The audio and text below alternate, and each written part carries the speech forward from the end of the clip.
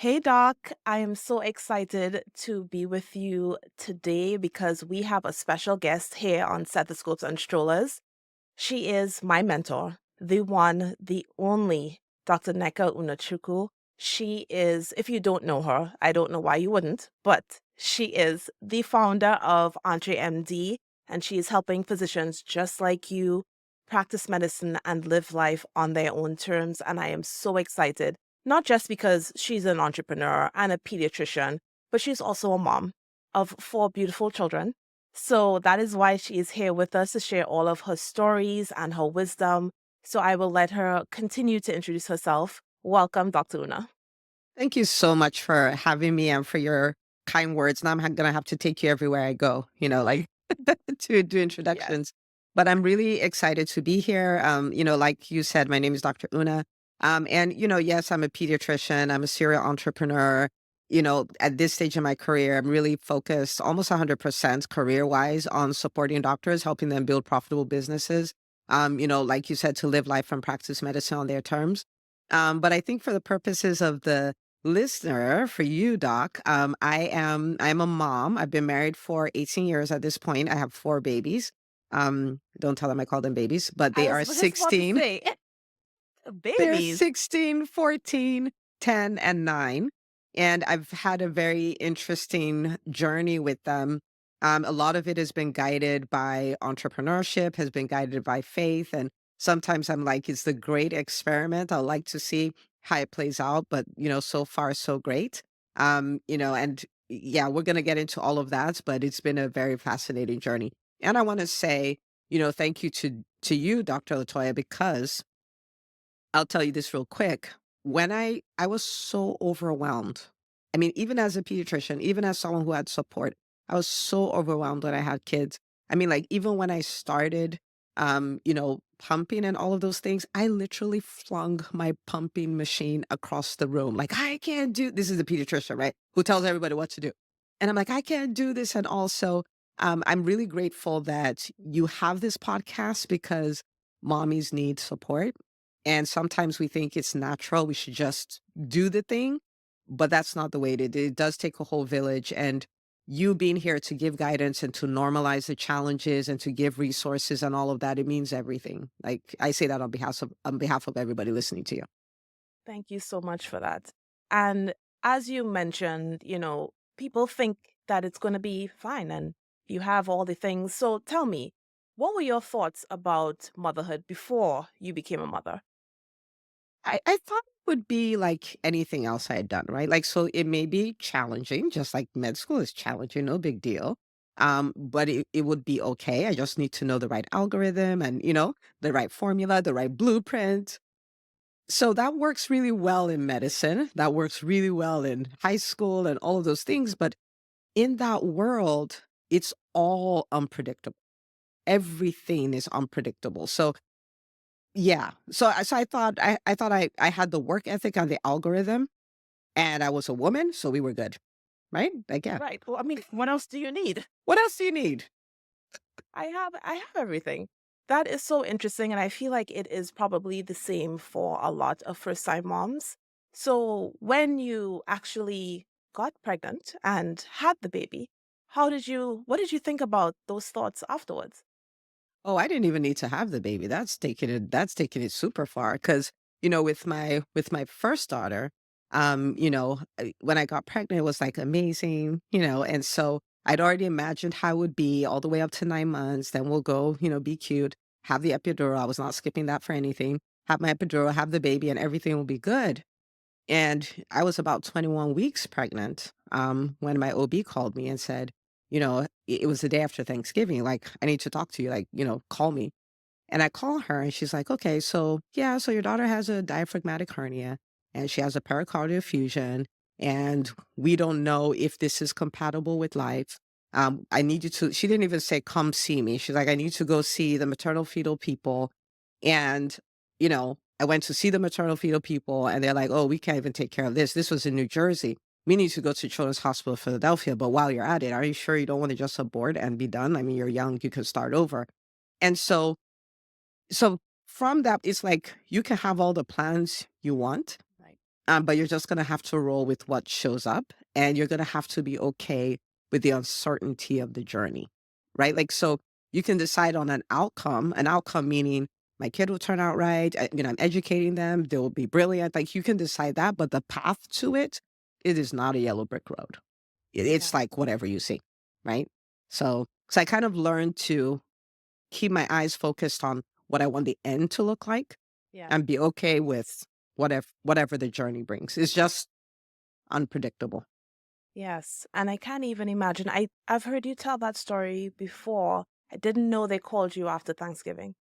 Like, that just adds a whole other layer to it. So you get this news and you now have to uproot your life and tell the people when in your training, in your career, when was this? Okay, so this happened in my 3rd year in a pediatric residency program, and I was in the NICU. Wow. So I just also didn't imagine know that. you. Like, I didn't know you in the NICU either. I was in the NICU, and at that time, my husband still lived in Nigeria, so I was by myself when all of that happened. Yeah, so that was interesting. I feel like I've known you for quite some time. I did not know he was still in Nigeria. He was still in Nigeria, and so once I got off the call, I think one of the things I've cultivated over the years is the ability to not respond to chaos with chaos. Like, I'm like, "Yeah, okay, this is crazy. I can't be crazy. There can't be 2 crazy people, so I'm just gonna be calm," even Right. though I have no idea what I'm gonna do and all of that. I'm just like so after I got off the call with the OB, I called my husband. I'm like, "Okay, this is what they said about the baby."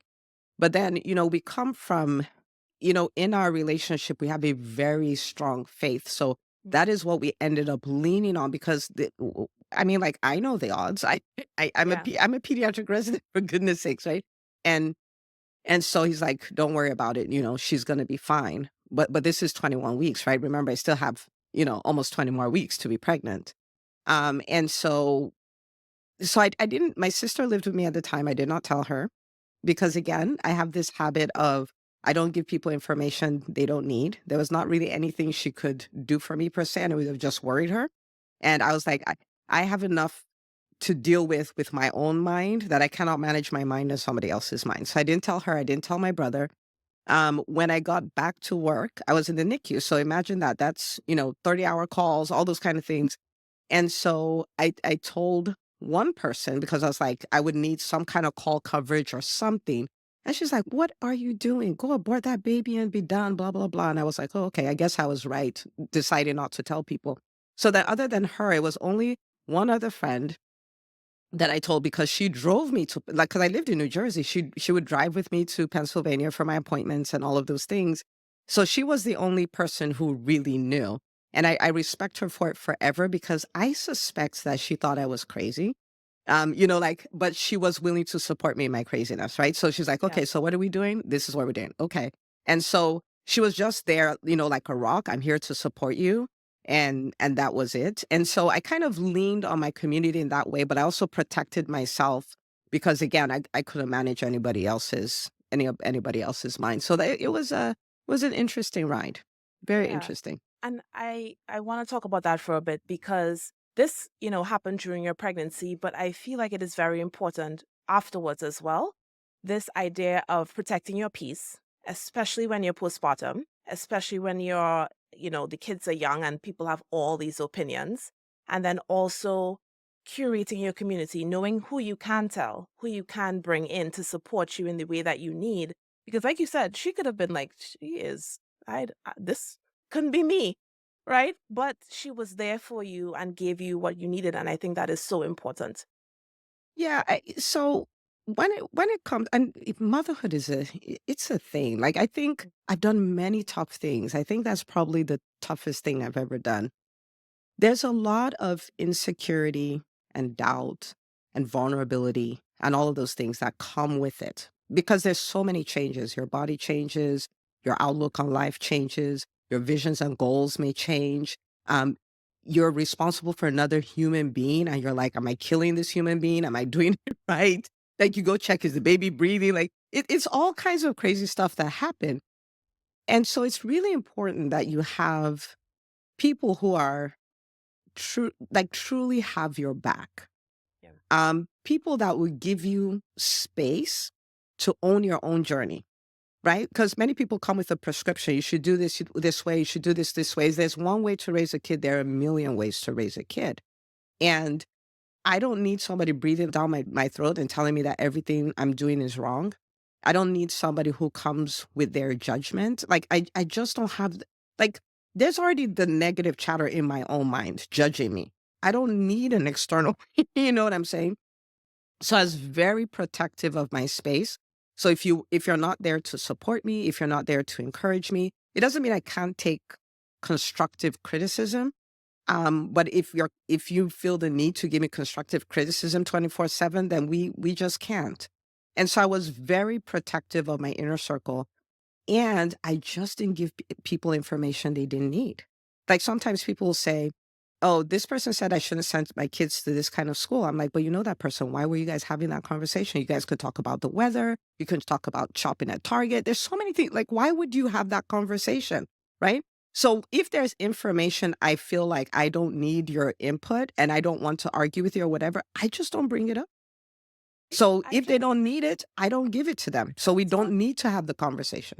Dr. Una, you were a resident. You were a first-time mom. So is this a personality thing? Because I feel like that is a lesson that people learn or they never learn sometimes.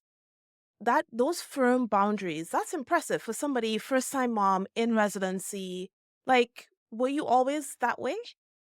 I think I think so in a way. Part of it may have been a little cultural. Mhm. And so you're from the islands, so you understand this. I'm from Nigeria, right?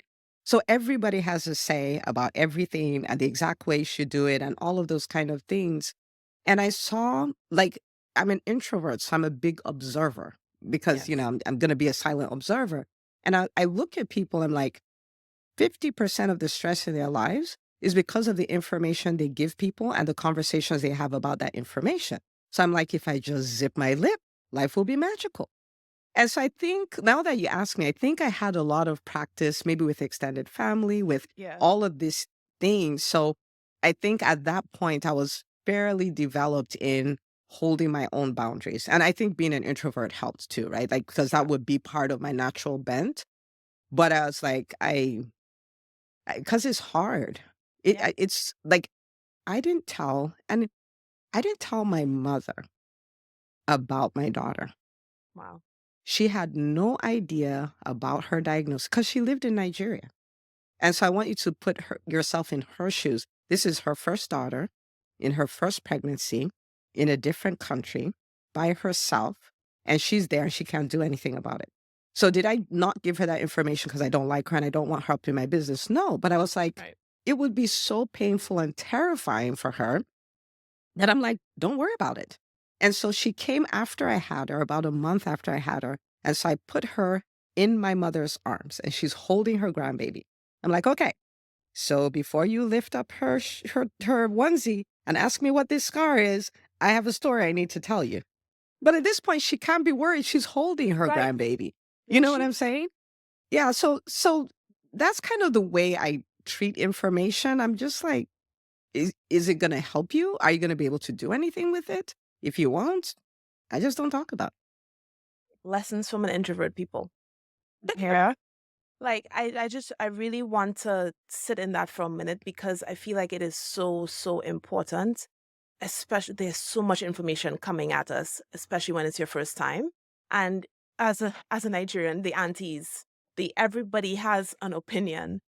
And it can be really damaging to your self-esteem. It can be overwhelming because you're like, well, they've done it before, so I want their advice and all of those things. But trusting yourself and trusting that you will figure it out. And if you can't, knowing who to ask, I think is really important.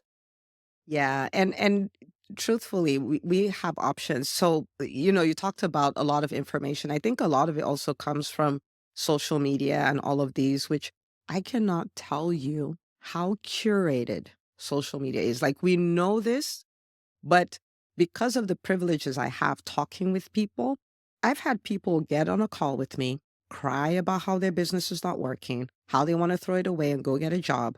And then 5 minutes later, I see this post about how they kicked the man to the side, the boss, and they're running their business and living their life. And I'm like, please make it make sense. What just happened here? Right? So it is so curated. The people that look like what you see, it for a lot of people, especially if they don't understand this concept of being authentic or living in integrity and Yeah. stuff, what they portray has nothing to do with real life. Right. And so I've had times because I'm human where I'll go and I'm scrolling through something and it triggers me. I don't try to overcome that stuff. I unfollow that. I Let's I pause. unfollow, Let's I let's block. I'm like, I don't have the energy to be triggered and do all the oh, work to be untriggered to then go back and see it again. Like, to be I just triggered. I don't worry. Like, why don't you be the bigger person? Okay, fine. I'm not the bigger person. I just unfollow. I You don't have cannot. time to be the bigger person. Mm-mm. Y'all, Not in that so sense. Liz, No. she is dropping too many gems. Like I can't even take it. When in this fragile time, especially when you're postpartum, but even, you don't feel like you don't know what you're doing. And then you're scrolling and you're seeing these perfect moms creating crafts and making dinner every night and doing all these things. You do not need to let that into your mental space. Like, you just don't need to block. My block game is strong. Like, I unfollow. I was just like, I don't, and it's nothing against that person. I know that in this space that I am in right now, I can't handle that. So I'm going to protect my mind and protect myself and move on. I think that is so important. Yeah, I do that. I don't try to figure out how to manage it. That's just a waste of energy. I can use that Yeah. energy for other things. And then with people, the truth of the matter is like you talked about the aunties and all of that. They come from a place of love. That's all they've seen their entire lives and all of those things. So again, you're making me talk about all the things that happen in my mind that I never even talk about or think about. But I have this concept of it's kind of weird because they say it in Nigeria in like broken English and pidgin English, but what it means is when you disagree, that's when a fight breaks out. If you don't disagree, there's no fight. So if somebody lives in another city and they're telling me, why are you giving this child only breast milk? You should give them water too. Yes, they're 2 months old. And I know they're telling you it's only breast milk, but I'm telling you, I raised 8 babies and 7,000 grandbabies. You need to give that child water. What do you think my response is? Yes, ma'am. Because when I say yes, ma'am, that is the end of the conversation. You're not in my house. You're not going to make me give her water. We don't need to have an argument. I'm 40 years younger than you. So you're going to say, you and your baby pediatrician, you guys don't know anything, blah, blah, blah. So once I say, yes, ma'am, that is the end. There's peace, there's quiet. She said what she needs to say. I'll do what I need to do. And everybody's happy. Why is it that they're so insistent on the water? I don't get it. Is it like an international thing? Because everybody in I Trinidad promise you, is. it is above my pay grade. I do not know I do not know what that is. And I'm like, after all these years, I'm not trying to figure it out. It just is. It's amazing, but it just is. Somebody recently told me that, like, their mother or the mother-in-law was insistent on giving, like, their 2-week-old water. I'm like, no, no, breast milk is fine. That's okay, it's Um, fine. so in case you missed it, Cheta is beautiful. She was fine. She had a surgery and had a miraculous delivery, and your mom was able to hold her grandbaby, and everything was fine. So going through all of that, then you have the baby.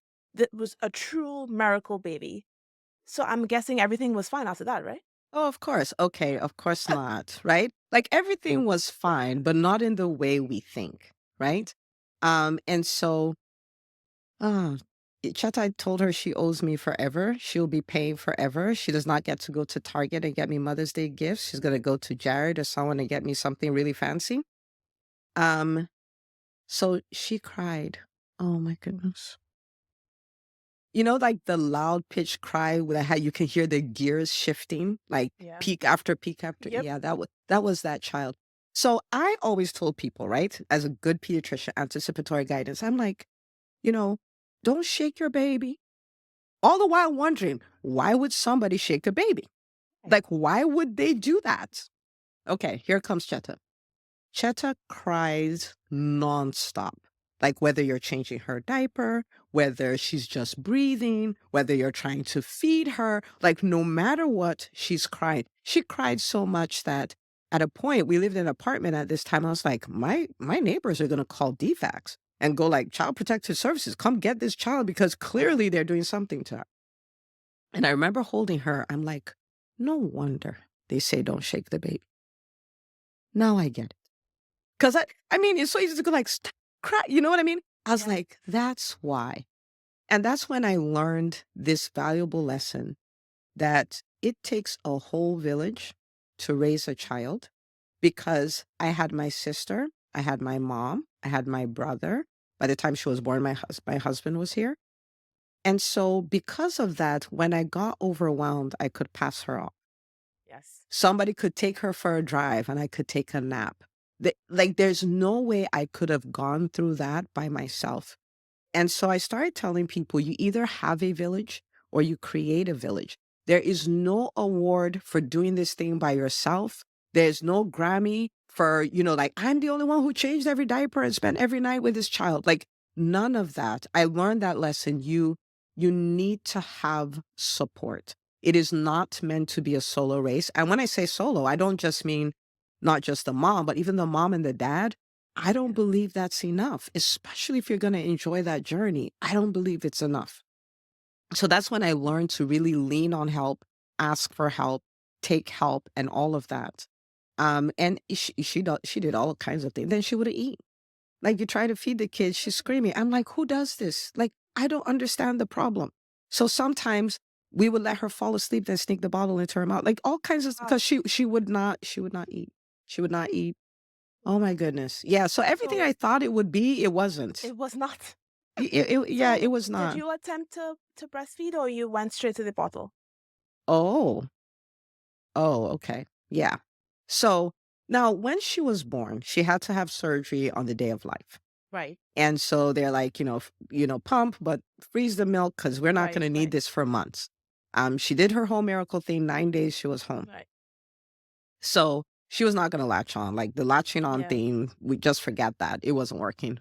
In the beginning, pumping, like I hug mothers. I always tell mothers, you're doing such a great job. You're amazing. I say all of that because of how tough it can be for Yeah. a normal experience, right? Like this is normal. There's nothing abnormal happening here. But anyway, with the pumping piece, and Dr. Latoya, you know this. You pump Oh, for I do. 20 minutes, the pain, everything, and you look in the bottle and it's not even enough stuff to put anywhere. Like at the end Right. of the day, it's 2 drops and you rinse the bottle.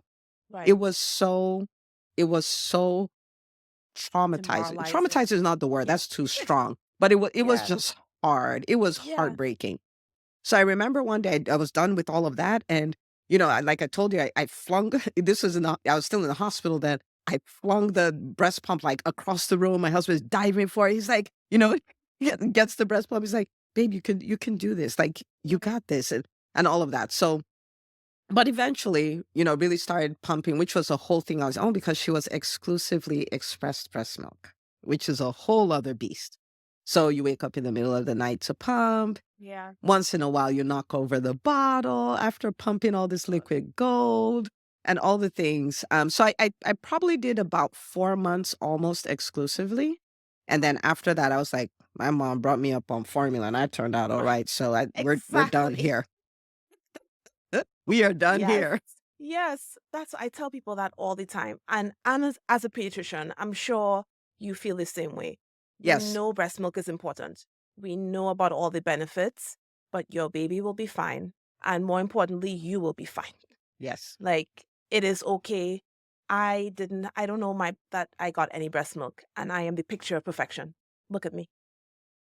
I mean, I love it. so I always tell people prioritize yourself. And I had a very difficult journey pumping the second time. And exclusive pumpers, oh, all more power to you, all the respect. because I couldn't imagine having to do that and then feed the baby. And then it's like you're always everything surrounds this pumping. And you bring up a really great point, and I think, I think it's still important to talk about it again, which is really, as moms, our job is not to be perfect. Our job is to give it our best shot. And so I understand, because there's some moms that are almost depressed, and it has nothing to do with the baby, it has nothing to do with themselves. It's because they cannot live up to this ideal of Yes. giving this baby only breast milk. And I'm like, the child just needs to be fed. So as Yep. much breast milk as you can give, we will take it. And whatever else we need to supplement, or if that's the only thing the baby gets, that's okay. Because at the end of the day, I mean, you went to med school, I went to med school, you worked in a hospital, I worked in a hospital. We don't sit together and say, so were you breast milk or formula? Like, this is not a thing. Like, it's great if Yeah. you do it, but there was a time when there was no formula. Like, the thing we complain about now is part of the miracle of the time we live in, right? And so my thing is, just give it your absolute best shot. And then if you need to supplement, supplement. If it doesn't work at all, give the child breast milk.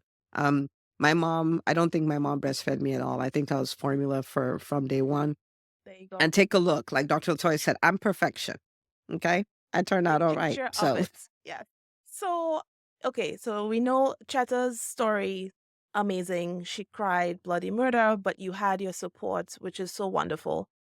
Do you think it was more difficult going from 0 to 1 or 1 to 2 or 2 to 4? Like, what was the worst transition for you? I think they were just all different. Yeah. I, I don't I don't know if there was they just were what they Yeah. were, right? Um, I will tell you that 3 to 4 made a huge difference for me, but that had to do with my level of maturity. I'll explain what I mean. Mm, At this point, I'm like, all the things I believed about it has to be, the perfect in the first month, yeah. perfect bath, perfect. I was over all of that stuff. I was like, listen, it is not that serious. Like, it's Right. serious, but not as serious as we make it. So at Right. this point, I had, so I do a lot of mentorships. I have a lot of mentees, and they would come to my home, and like all of these things. I legit made a roster for them. This is your night. This is your night. That is your Wow. night.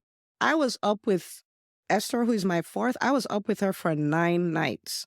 One, two, three, four, five, six, seven, eight, nine.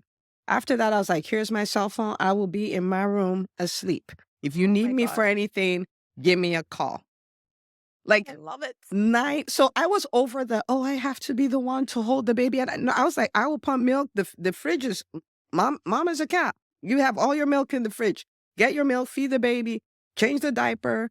You don't know what to do. Listen to an audiobook and pace with the baby and sleep during the day. You'll be fine. I didn't, I didn't stay up at night. I lived like I didn't have a baby. Do you understand that? Like, cause I was getting all my sleep at night. I wake up, I Wonderful. hang out with my baby, do the things that I want to do with her, pass her off to all the aunties. And it was wonderful. It was wonderful because I was just over it. And at this time, I don't remember how old I was, but I was, later 30s. I was Right. done. I was like, Yeah. yeah, mm-mm. Yeah. The last child always gets it, man. I'm the last, and my sisters have a lot of stuff that I don't have. But I love that. And especially what you said about the nighttime, because the sleep is big for me because it was one of my huge challenges last year when I had my daughter. And sometimes there's this like villainization of moms getting sleep, especially postpartum. And I just love that you were like, no, I'm not doing it. She's getting cared for. I am getting cared for. And that is important too. So I just want everybody to know, see, Dr. Una did it.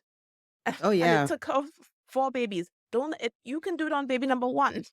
Yeah, I took one for the team. You don't need to do Right. this, right?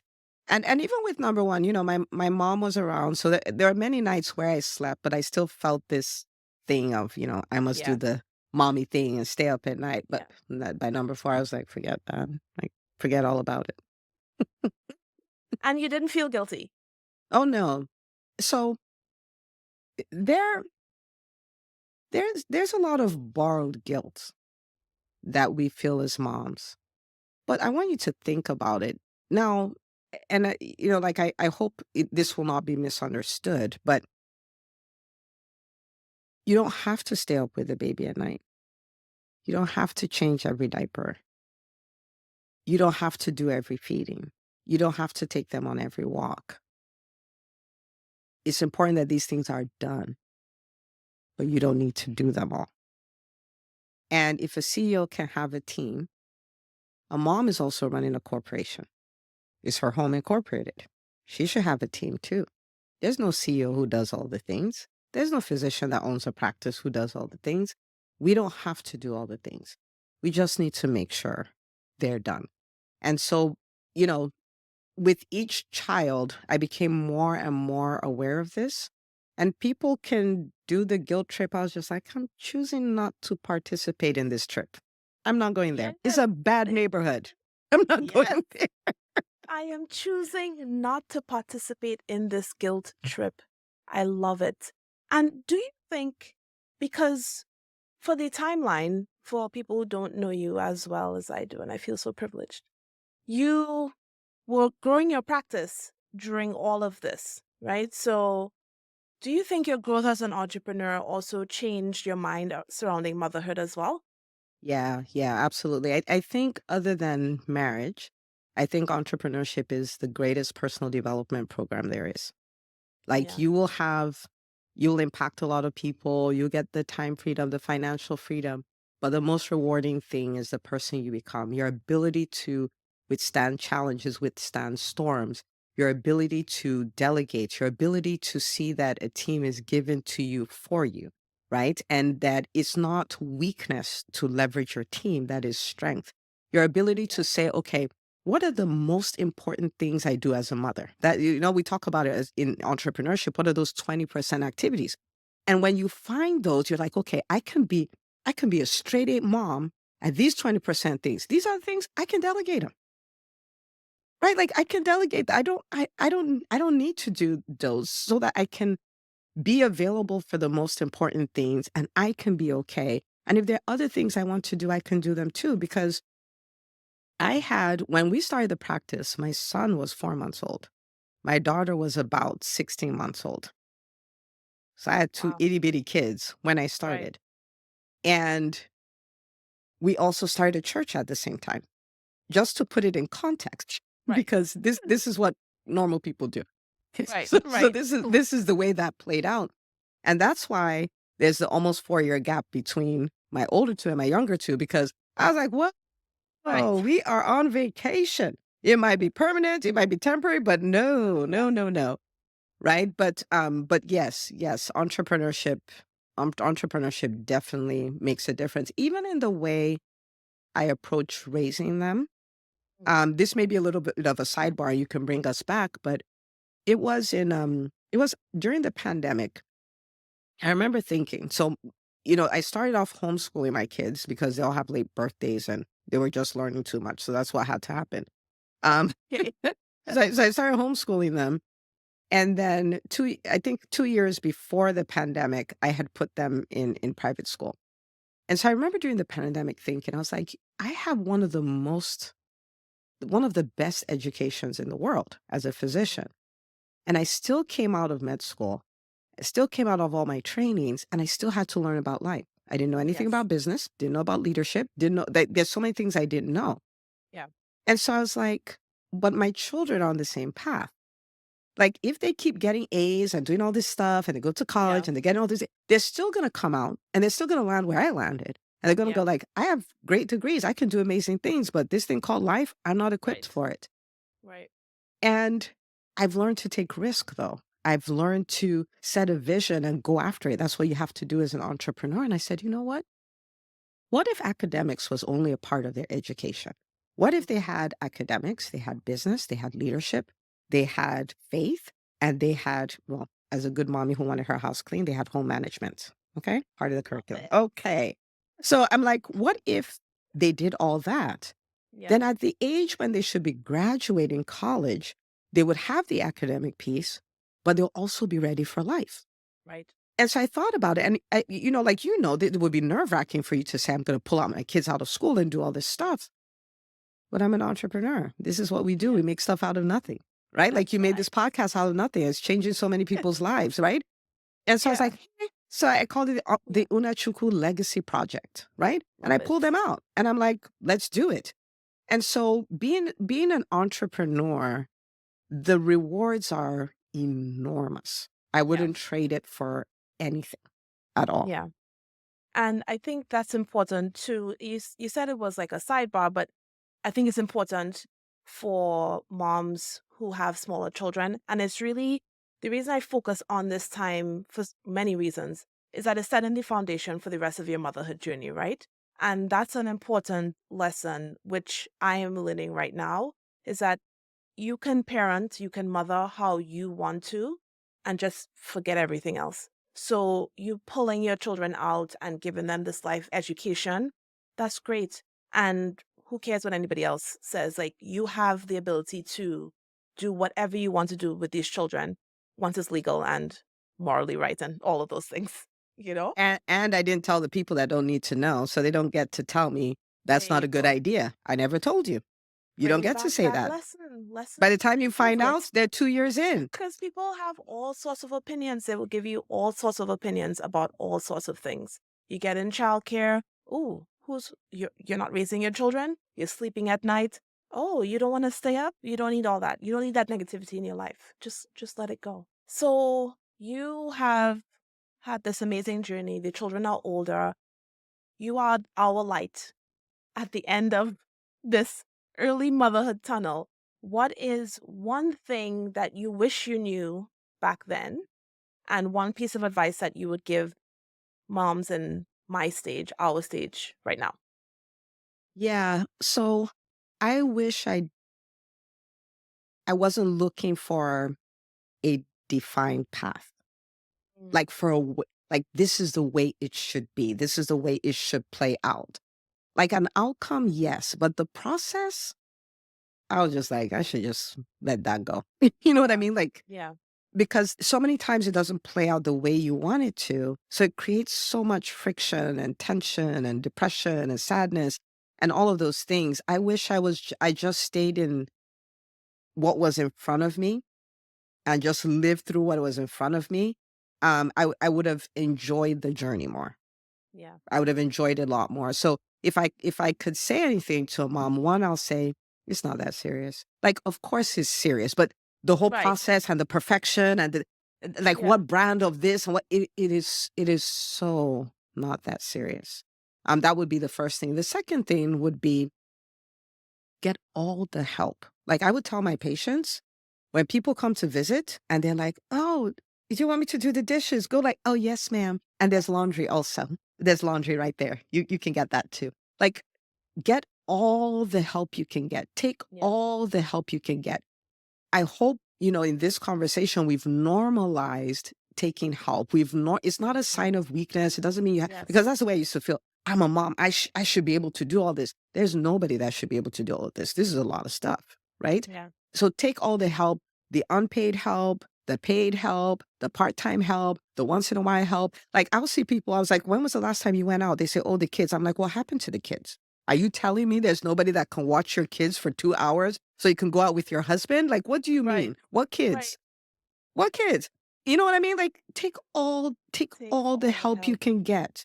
Take the fractional help, the full-time help, the PRN help, the one-time help. Take all of it. Take all the help you can get. Yes. Pay for help. And then I think the third thing is stop scoring yourself. Mm. Like, we do it subconsciously. I'm getting it 80% right. I'm getting it Yeah. 90% right. Like, just show up every day going, I'm going to do my best. I'm going to do my best. It's fine. Just do your best. Dr. Lawyer, I want to tell you a story. And this is not, it's not a, it is from the Bible, but it's not a religious story. I just want to make a point here. Yeah. Okay. So there is this story of, Jesus and Mary was his mother. Okay. And I say this because when my sister said this, it set me free. Like I was like, you know what? Forget it. Okay. So here's Mary. And Okay. God chose her, according to the story, to be the mother of his son. Right. Okay. So this is the son of God. Mary's the chosen one. Okay. So she's not confused. She didn't find out after the fact that this is God's son. She knew. She knew. She Yes. knew. Okay. Then they go, and he's 12 years old. They go to the temple for a feast. They go for the temple to the feast, and they're done with the feast, and they leave. 2 days later, Mary realizes Jesus is not with us. 2 days later, not that day, not 2 hours after, 2 days later, she's like, Jesus is not with us. So they travel back 2 days. So now 4 days. I'm going like, how was her prayer life? Like, Lord, I'm still looking for Jesus. Like, what was she saying? Like, I'm not even back to where we left him. I'm looking for Jesus. Okay. So they travel back 2 days and they search for one day. So for 5 days, the woman who was told that this is God's son lost him. And so she said, have you ever lost your child? I'm like, no. She said, you're better than the mother of Jesus. You're better than the one who was called to be the mother of God's son. Do you see the point I'm trying to make? Like, Yes. so And I love your sister, if she, by the way. This is like the best story I've ever.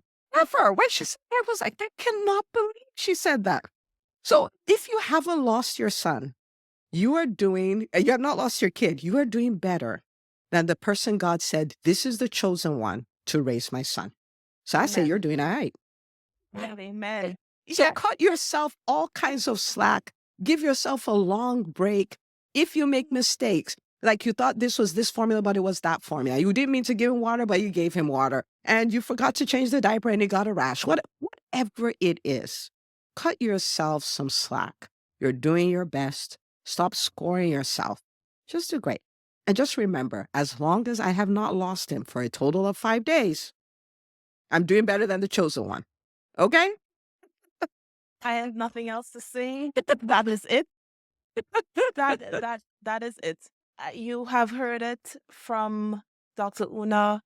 That is one of the best stories that I have ever heard in terms of motherhood. You are doing okay, Doc. You hear me? Don't lose the child for 5 days. And this is 5 days back in the day. There were no cell phones. 5 days of travel is like they probably crossed the United States. Like this is a big deal. You are doing okay. You are doing great. And get the support, get the help, free, paid. Otherwise, you heard what Dr. Una said. It was her family. It was extended like everybody, because you deserve rest, you deserve support, and you can be better than the mother of God, Jesus' mother. What other bar is What there? other bar? You're doing great. You're better than the chosen one. Okay? You haven't lost the kid. Right, Dr. Una, for those who are living under a rock and don't know you, please tell people if they want to learn more about you and what you do, tell them where they can find you. Yeah, so the best place will probably be to go to my website. Everything is there. So it's entremd.com. That's ENTREMD.com. We have a podcast and, really, really good podcast, no fluff. We talk shop the entire time. So you could subscribe to that. We call it the free MBA. We have a number of books that we've written, specifically for physicians. We call those our $15 MBA. And then, so you can connect with us that way. We have a ton of resources for physicians and we're always available to support them because we believe, even though this looks like the roughest time in healthcare, that is actually our time. All we need to do is a little bit of evolution and it will be our best time. Yes, I love that. And I just want to let you all know, you hear her saying she slept and she passed the baby off and all that. I don't know another mom who is as involved in their children's lives as Dr. Una. She's very protective of her family time. She has her Me Tweak, which is something I learned from her meaningful time with kids. That is a set time in her schedule every day with all of the things that she does. So it doesn't mean that she is not present. She is not taking care of her kids. She is homeschooling them, right? It just means that the time spent is truly meaningful and she can rest and do all the things because of all the support that she has. So the podcast is great because she talks about motherhood and entrepreneurship. Even if you're not interested in starting a business, there's so much value there. And Dr. Una, I want to thank you because, you have definitely helped me with my motherhood journey. Some of the toughest times that I've had, I've leaned on the EntreMD community, and I thank you for that. And thank you for being a guest here. Yeah, thank you. Thank you so much. Thank you for your really kind words. I'm grateful I get to be part of your journey. I tell you guys every Wednesday, and really it was a very, like I said, a really challenging time for me. So I'm so grateful that you're doing this, and for you listening, if you haven't subscribed, this is the time. If you haven't left a review, this is the time. And if you haven't shared it, there are some people who are literally a podcast episode away from enjoying their journey as mothers. Like, that's how important something as simple as sharing this episode or any other episode is. So I want to challenge you to do that. Subscribe if you haven't, review if you haven't, and then definitely share this with somebody else because it will change their world. It really will. She is amazing. I was going to say all that, but she said it for me. It sounded so great. So I have nothing else to say. So thank you, Doc, for joining us, and I will see you on another episode of Stethoscopes and Strollers. Bye.